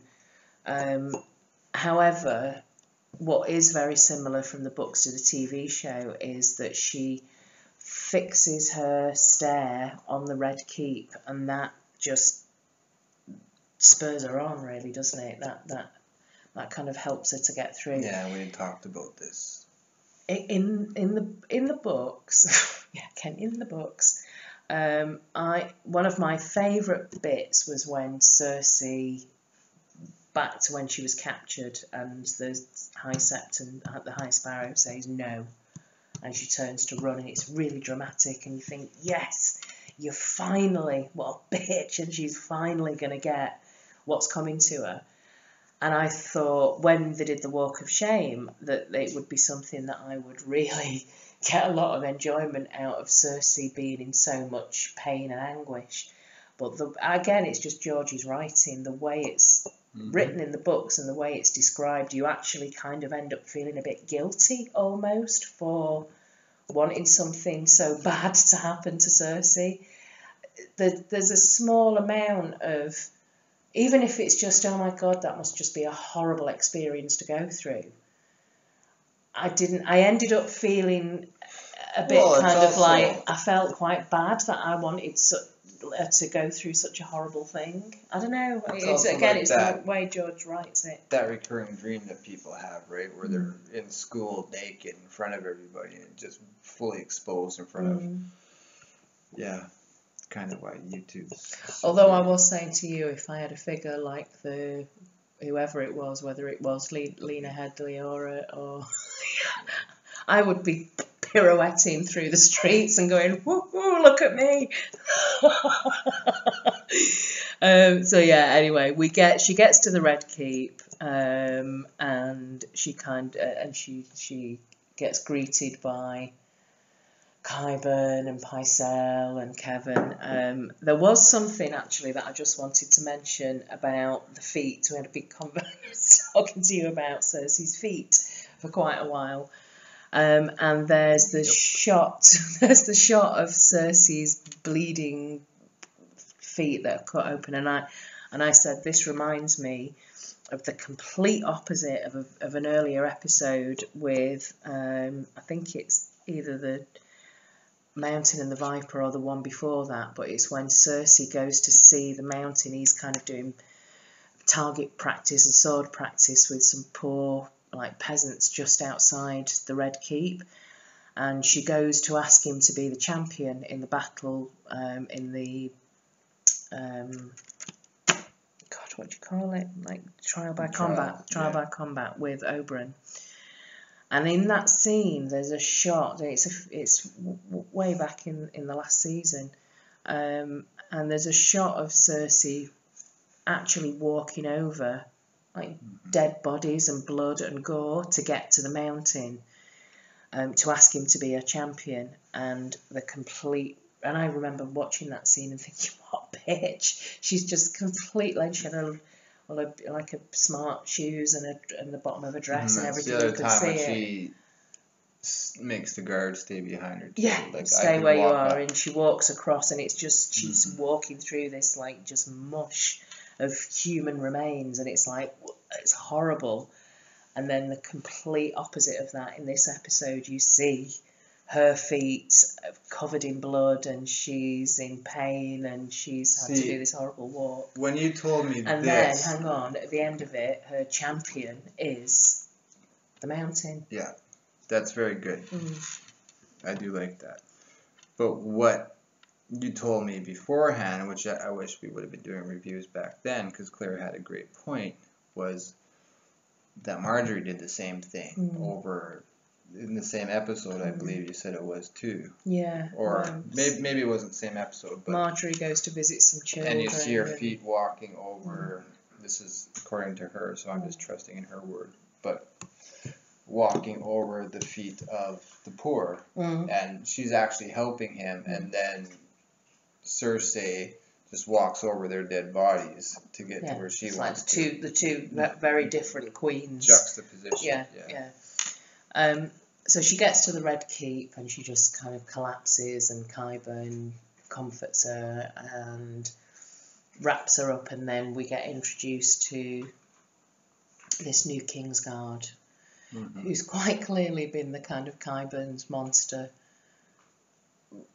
remnants of the mountain, and I just think his face behind the mask, this like weird bluish, dead kind of bloodshot eyes. He can't speak. He's taken a vow of silence until all your enemies have been not destroyed. Your enemies, His Grace's enemies. His Grace's It's all about the king. It's not about her. Yeah. I like me a Qyburn. That's cool shit, man. He's got his own game that he's playing, and I don't think it's entirely for Cersei. Well, again, I think it was interesting that they panned to and settled for a couple of seconds on Pycelle and Kevin as well. Yes, you're very good point that they show, well, hey, look who's still alive. Yeah. Look who's kicking around. I bet you guys thought they were going to die, huh? Yeah, kind of. What the hell do you think's going to happen now then? I mean, she did seem to have a bit of a look of, I wouldn't necessarily say defiance, but just, I mean, she looked a bit numb, to be honest, but she sort of reached up for him. And when he swooped her up, that's very reminiscent of what happens in the books. But yeah, I mean... Well, I guess obviously we still have a lot of scenes of her talking and dealing with Kevin and stuff, so that's going to drag out for a bit. We're not completely out of the books. They can still bring book elements to next season. What they're going to be, when Kevin's going to die, I don't think he's going to make it to the end. I think it's going to have to happen midway, episode 4, something like that. But obviously we're going to have the trial.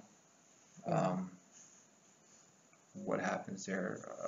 I need to hit the books and we still don't know about Marjorie. Again. I mean, I presume in the TV show Marjorie and Loras are still locked up. Yeah, and we didn't get any resolution there with Littlefinger, or who his handsome young man is that he's giving to Olenna or anything. We got there seems to be a bit that's they going didn't over. do their resolution sort of thing to tie everything together, so I don't know what's going on there at the moment. You ready to move to the wall? Sure. I almost thought we were finished. But Nearly. See, we're talking about Kevin, so I'm like, it's the end of the books. We're done. Yeah.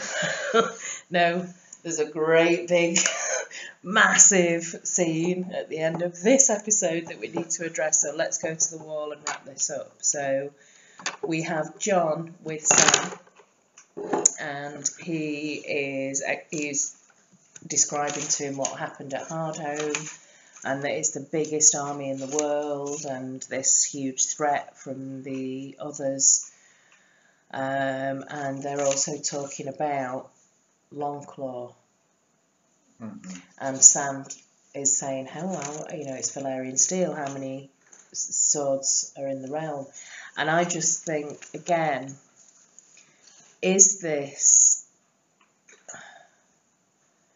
did Jon kill that Nicolas Cage White Walker because Longclaw is Valyrian steel, or because Longclaw is Lightbringer? Yeah, I mean, I don't know. Again, the point is made in the episode wouldn't matter.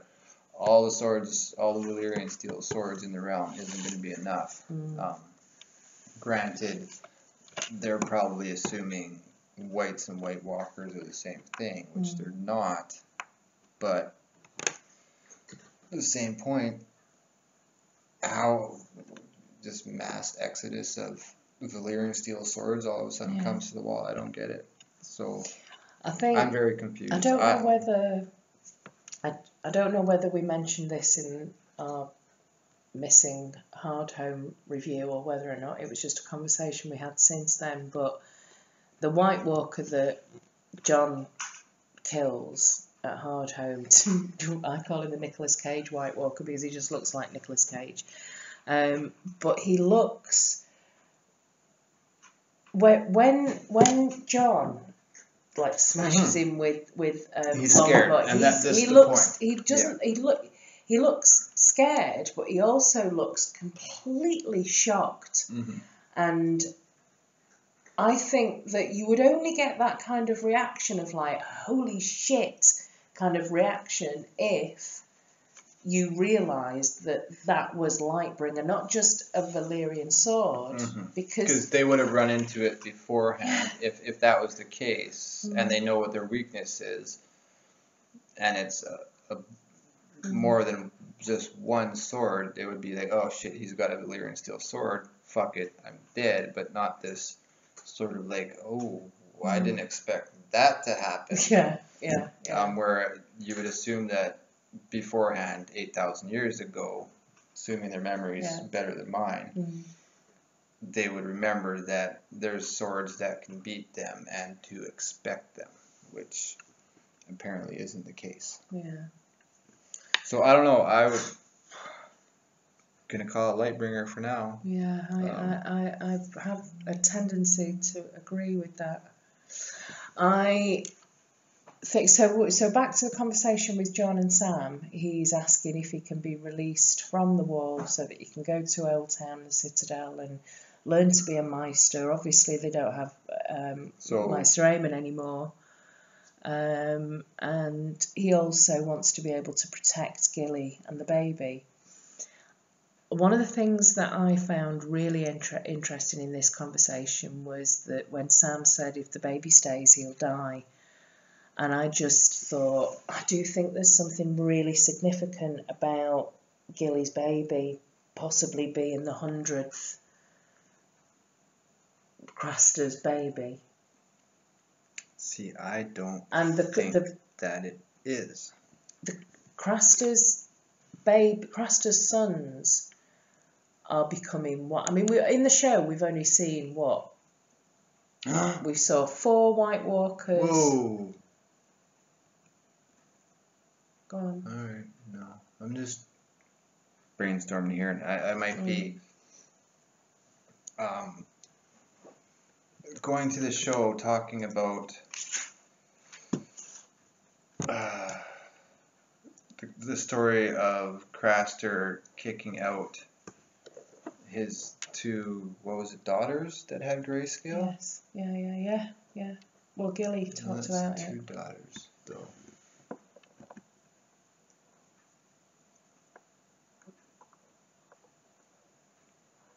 Val's Dalla's daughter or sister?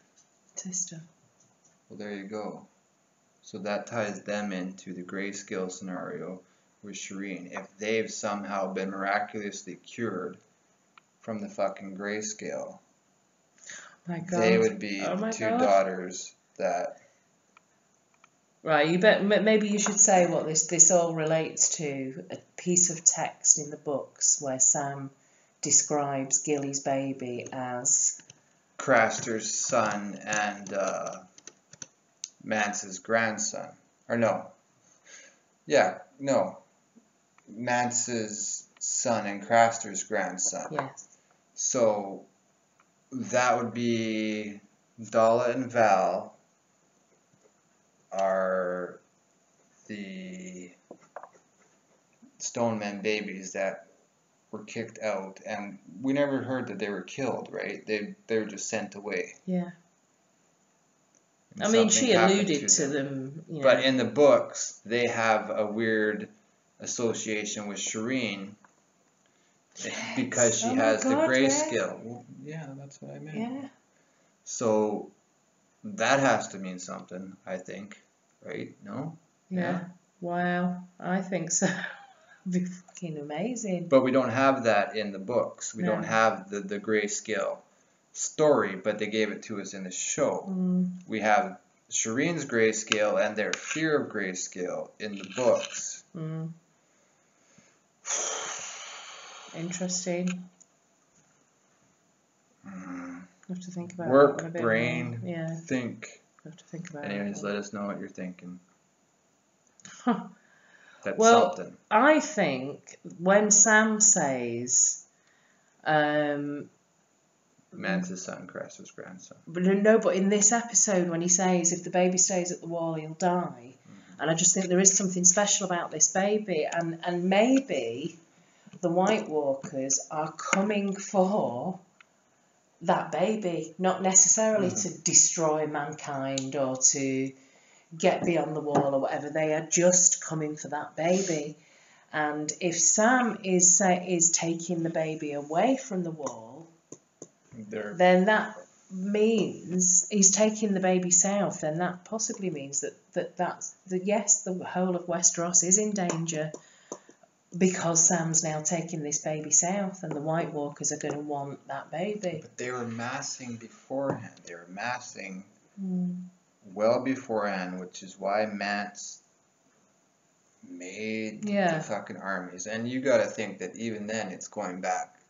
Like Mance says, I believe, at least in the show, in this season, that it was his life's work. 20 years. 20 years building this army to flee them.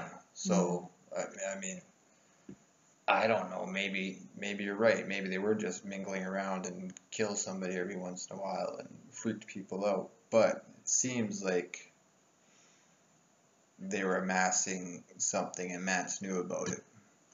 Yeah, I think there is something special about Gilly's baby, and the fact that she took him and they didn't get an opportunity to get their hands on him.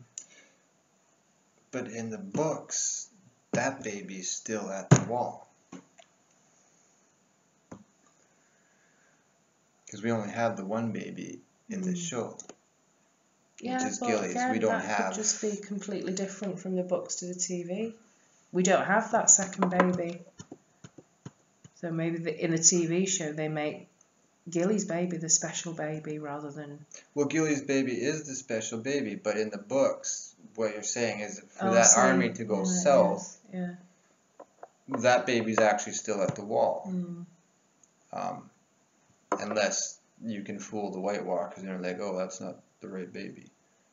It was with those guys, and we're going to go chase them. I think they know exactly where the baby is and who they're after. But we'll see. I don't know. I'm getting confused with babies because in the TV show we've only got one, and in the books there are two, and there's a swap that happens. A baby swap in Game of Thrones. Yeah. Shocking. So it's quite sad. Sam and Gilly leave. Actually, before we get to that, is there anything else that we want to say about Sam?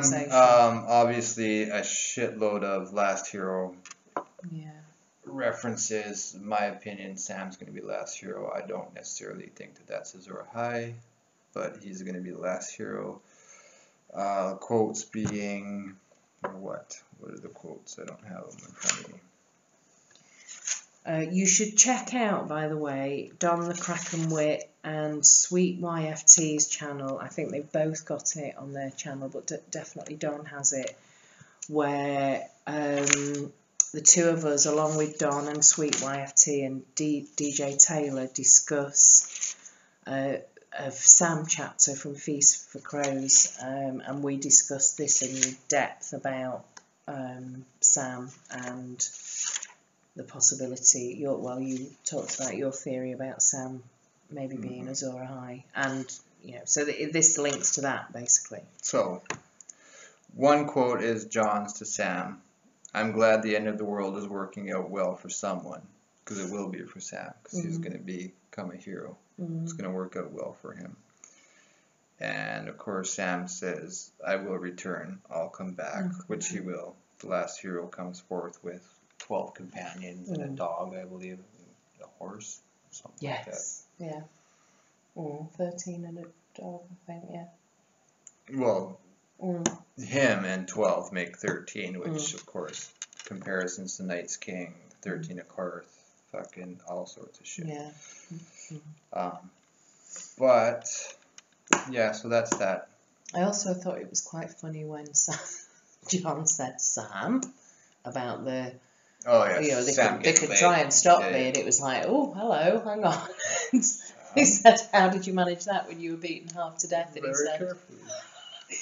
And I thought that's quite funny because Sam has very carefully interpreted the Night's Watch vows for it to be like, hang on a minute, has no one ever noticed that they say we'll not take a wife, but that doesn't mean that you can't have sex. So yeah, I think many of the men of the Night's Watch. Well, they do. They go to Molestown and what have you. But I mean, way. To truly, try to keep your vows, but interpret them carefully. Thou shalt not father any sons. So yeah, even though she's named a son after him, it's still not his son because it's technically not his son. I'm not even going to let my head wander there. Let's reel it in. Yeah. So we also get later on Davos. So we see that he's arrived at the wall, and John says, "No, we're not going to be supporting Stannis and the Wild. It's not the Wildlings' battle." And then all of a sudden, Mel turns up. And so we get It's a good thing that she was only a couple blocks away. Yeah. Waiting for this war. Yeah. She shows up all of a sudden, but. And then you get this scene at the very end where John's looking at his letters on the table, and Ollie comes in and says, "Somebody's seen Benjen, the first ranger." Yeah. So John comes running out. Yeah. And there's the traitors, and I can't remember how many people stab him, but it's at least, is it 4? I think Ollie's the 4th. Ollie's the 4th, okay. I mean, God, that was it. The fact that it was such an obvious foreshadowing did make me think maybe that's. But it's going to be Sam, or it's going to be somebody else, or it's going to work they out tied in at all. So if you didn't think Ollie, you're thinking Alistair. Yeah. Or possibly other people were thinking somebody like Ed, which wouldn't happen. But because even Ed does his one moment of "I'll follow you anywhere," it could have been a good thing. I didn't think it was going to be Ed, but could have been. So, but they give us everything: Alistair, Ollie, 2 random dudes.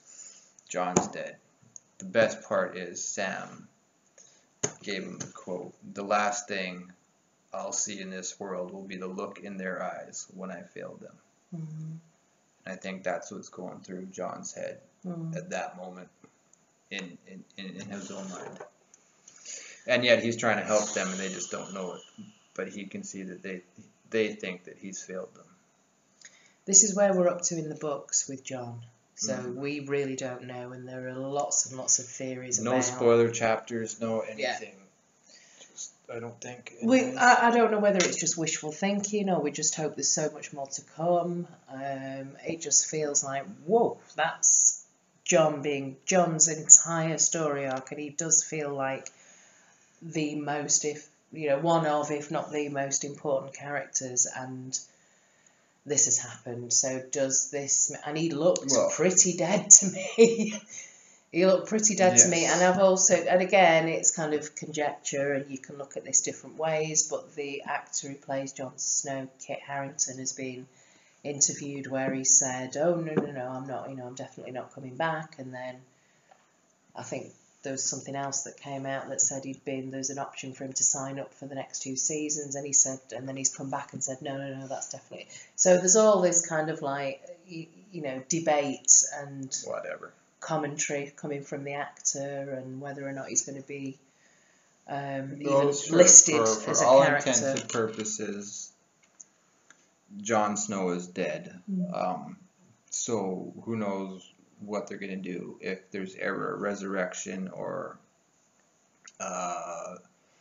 becoming a White, or who knows how his appearance will change, if they're going to CGI him, if they're going to do what. So it doesn't really matter. But I think he's coming back in some form or another. Most people think Jon's coming back and that he's going to be warging Ghost. At least for a while. Yeah, which is why a lot of people were really quite shocked at the end that there was not any reference, and if there was, it was extremely subtle, to warging or Ghost being anywhere in the vicinity. In the books, he actually says Ghost, when the doesn't he, in the credits books? finish, at the end of it, you hear Ghost howl, or you hear a howl. Really? No.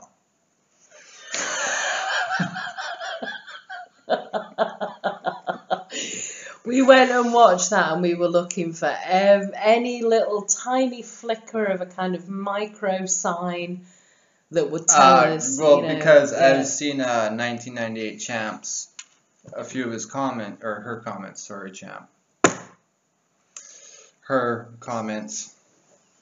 and mentioning about Jon's eyes changing. So we were watching. I don't see a Champ. I really don't. I think they're the same color the whole way through. What did you think? I think that it goes from, there's some red light somewhere, maybe a torch around in the vicinity, and maybe that torch goes out. It seems to go from a kind of like a slightly red filter to a slightly more kind of blue. But then again, that could just be signifying death, or We watched this 3 times, 4 times, and you said, doesn't change to me. How come now you're saying there's a red light in his eyes? No, I'm not saying there's a red light in his eyes. I'm saying it goes from you know when you have like different filters, the colours in the camera, and there's different filters, and it seems to go, nothing changes in Jon. It just seems like the atmosphere around him very subtly changes from a warmer colour to a bluer, cold filter in the shot. I mean, that doesn't. I'm not saying that he changes or that his eyes change or anything like that. Yeah, the music changes and all of that kind of thing. But that's the sort of just the dramatic suspense. You've got the blood kind of flowing out into the snow. And again, I was looking for any sign. I was looking for, somebody crying, so that we'd get the salt and the smoke, that the heat from his body in the snow would kind of, there'd be like steam coming off his body, so that you'd be the whole, reborn amid salt and smoke. Yeah. But I couldn't see any of that. I couldn't see any changes to the eye colour or anything. And we've got a reasonably decent TV with it's high def. It's HD, so.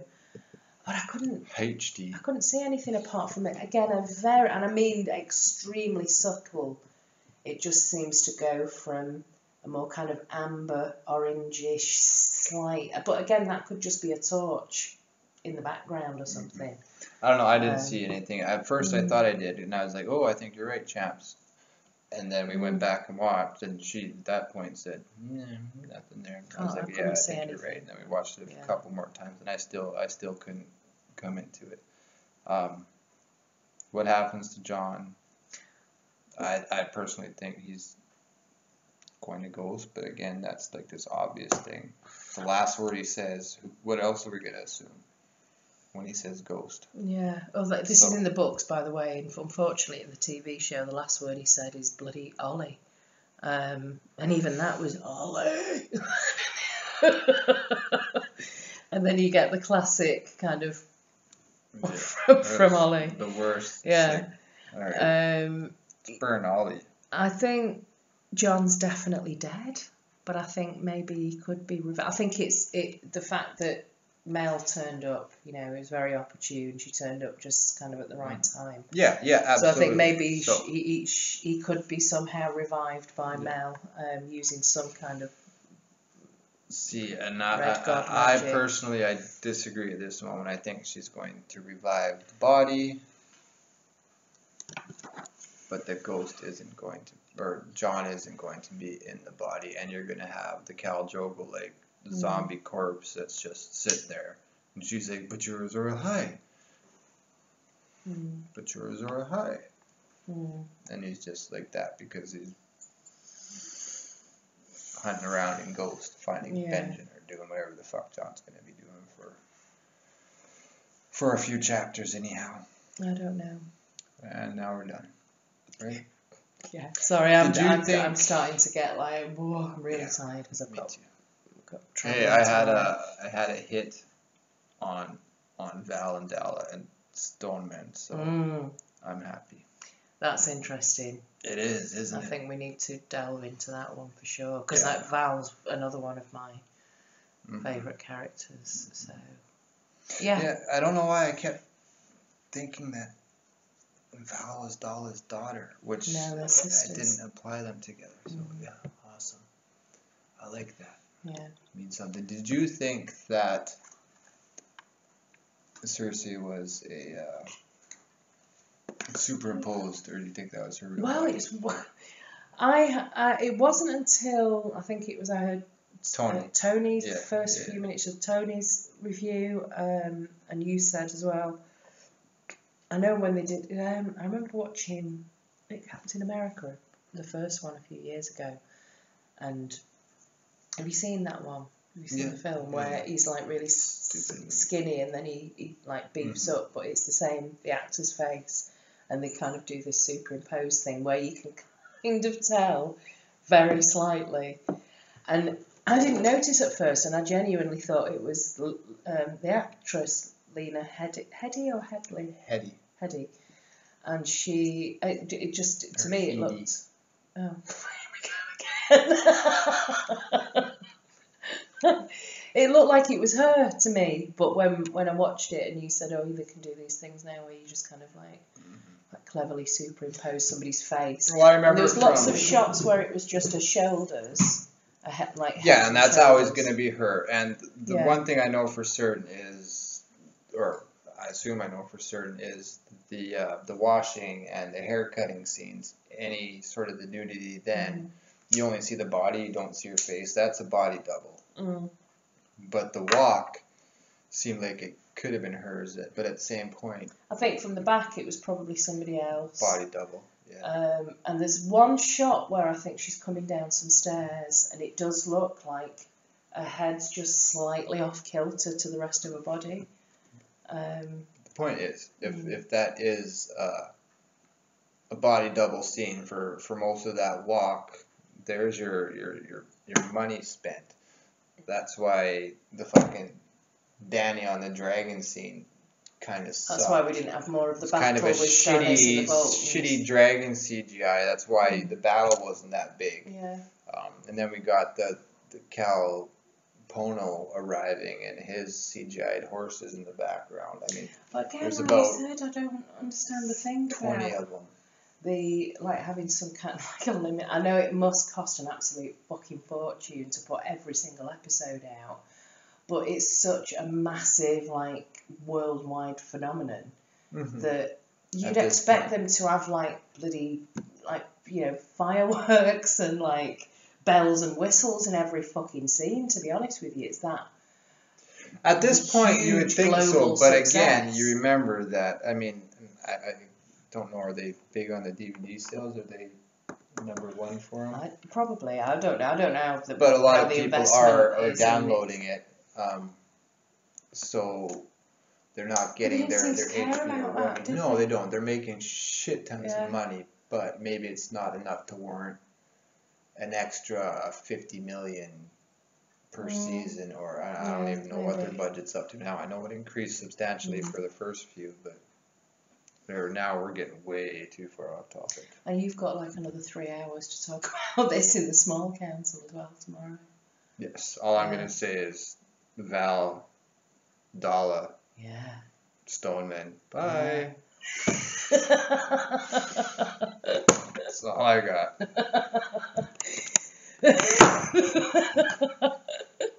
Well, thanks for watching, everybody. Thanks for watching our reviews this year. We've had quite a bit of fun doing them. Absolutely, they're even better now. We're enjoying this more. Yes. Funner in person. It's really good. And I don't know what we're going to be doing in the meantime, but we'll try and wrestle something up. Thoughts on doing a full season recap and tying in what leads to what leads to what leads to what? Mm-hmm. Does this mean that? Yeah. Hey, can you see where this fit in with that?